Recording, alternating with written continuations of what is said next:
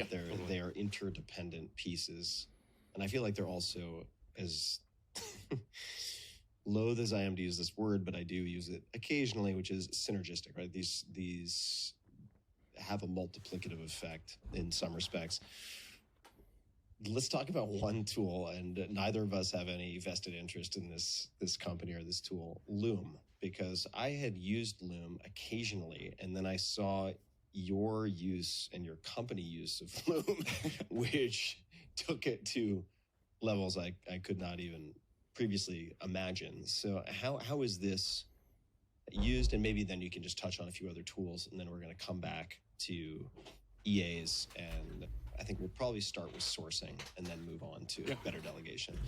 But from a tool perspective, let's start with Loom, what it is, how you use it, and then maybe you can mention a few others. Loom is probably the most important business enablement tool of the last 5 years, certainly in my experience.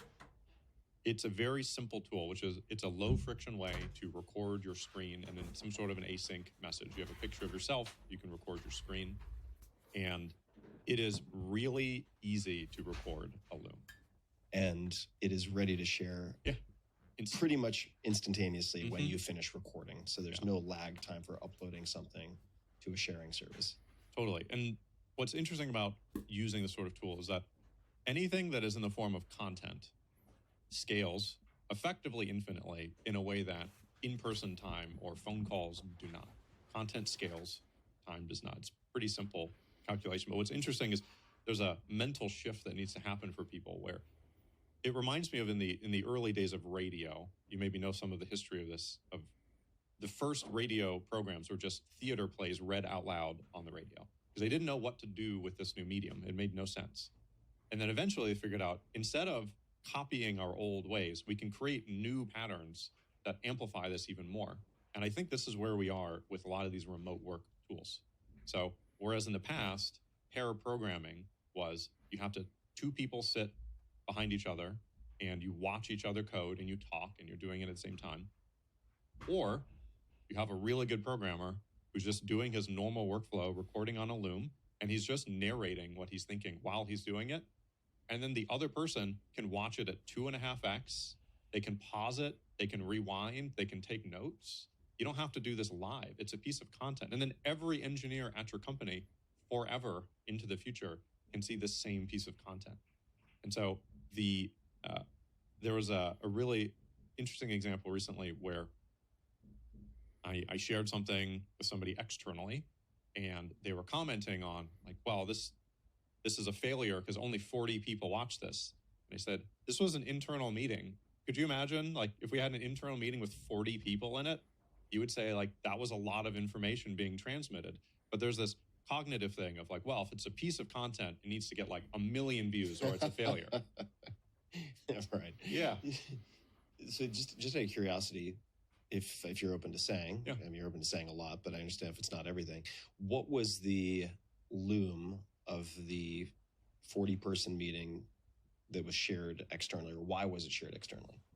The Loom that was shared was one of our Friday forums. Mm-hmm. It was What is a Friday forum? Oh, sorry, that's our team all hands. We do it every week on Fridays. Mm-hmm. And how large is the team now? The team's 40, 50 people. 40, 50 people. Mm-hmm. And so many people show up live, so they don't watch the recording. So that's fine. And then some people watch it after the fact.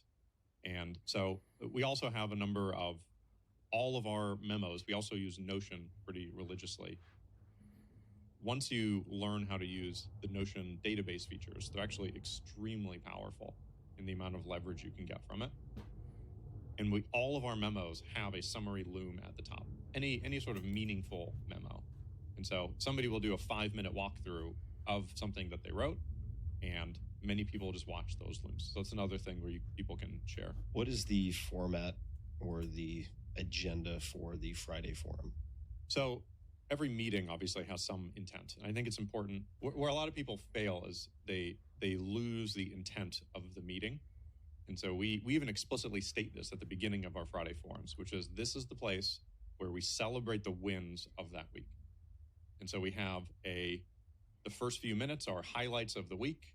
Then we have usually a special guest, which is oftentimes one of our members from the company who's had some really positive experience using our product. Then we do highlights from maybe the growth team, maybe highlights from the product team. So the goal is to have people feeling really good about the things that were accomplished during that week. Mm-hmm. And how long is that? It's typically an hour.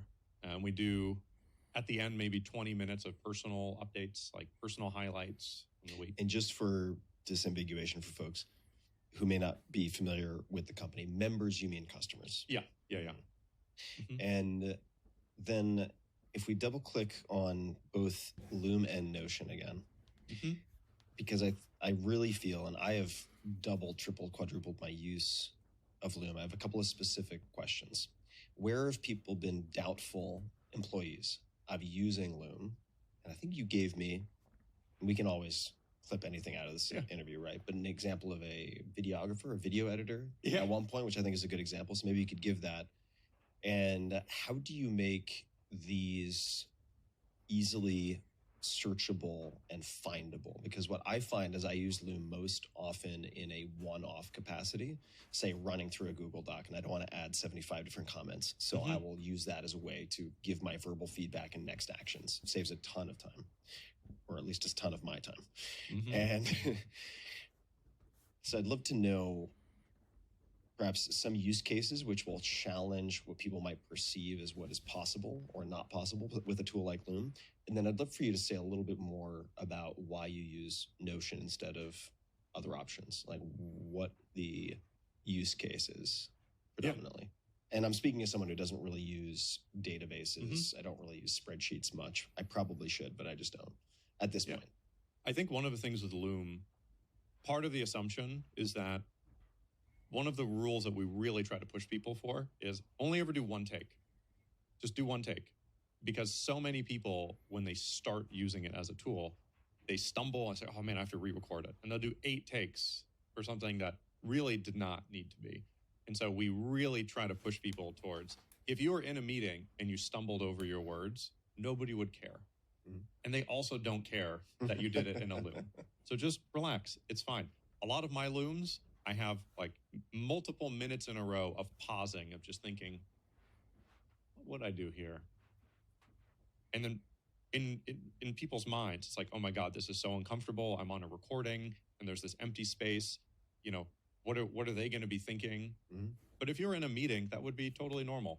And so one of the things that we do during our onboarding, I believe it's now week 3 of our 1-month onboarding for new employees, is the entire week, third week, is async week, where you are only allowed to do verbal and video recordings for communication. You're not allowed to write anything. You're not allowed to type anything. So if you want to say, hey, great job, you have to record an audio note and you have to send that. Or you have to do a Loom of yourself saying, hey, that was good work. Thank you. And then that's it. And just get used to that. How do they send the audio note? So Loom also has an audio feature. I see, audio only. Yeah, I think it might only be on mobile, but you can do an audio note on Loom mobile. And yeah, it's really, really uncomfortable for people. This is why the forcing function was we had to make this part of onboarding because it was so strange for almost everybody. So what would you say to folks, and then maybe we'll talk about the video example as another training tool.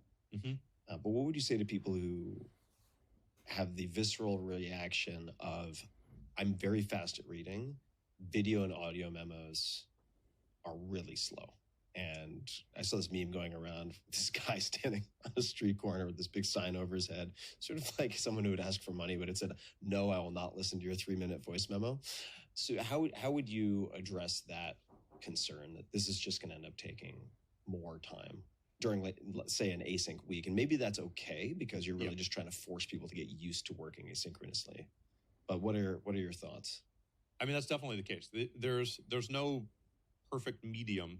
The medium matters depending on the message that you're trying to communicate. And so long form memos should be in writing because you're going to skip over, you're going to find the parts that are relevant. Writing is a tool for thought. And doing these audio notes is a different tool to convey different types of information. And so I think the short answer is you should use the right tool for the job. A lot of people find that what they use Loom for would be, instead of sitting down at a blank piece of paper, they just record themselves with whatever thoughts they have for what will go into it. They send that to their EA, which maybe today would be ChatGPT, but they send it to their EA who outlines it. And then it's a lot less painful to come into a at least partially outlined piece of work rather than starting from a blank page. Yeah, the blinking cursor. Yeah. All right. Would you mind describing, since I've teased it excessively now, but the video editing example, and then how you make things searchable? Because, for instance, I have a very small team, but at one point I was curious as to how people were currently tracking tasks and projects. Yeah. Because people have a good amount of flexibility, and there are pros and cons to that. We have used a lot of, say, Asana in the past, but some employees work differently and have different approaches. So I wanted them to capture a loom of their flow. And if you were to ask me right now, gun against the head, you have to find all of those looms within the next 30 minutes, I would be concerned for my safety. Right? I might not find them. So the video example, and then how you organize things, or naming conventions, maybe, I have no idea.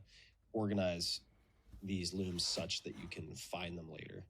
So one of the things I would say is that I probably record, in fact, I know this statistic, I probably average about 10 to 20 looms per day I record.